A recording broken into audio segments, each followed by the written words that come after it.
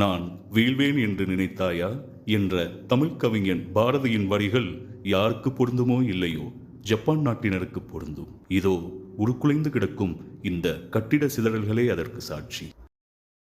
அமெரிக்காவால் குண்டு வீசி அளிக்கப்பட்ட ஹிரோஷிமா நகரம் இது. எண்ணி 15 ஆண்டுகளில் கட்டிடங்கள் மீண்டும் உழைத்தெழுந்ததெல்லாம் அசகாய சூட வரலாறு.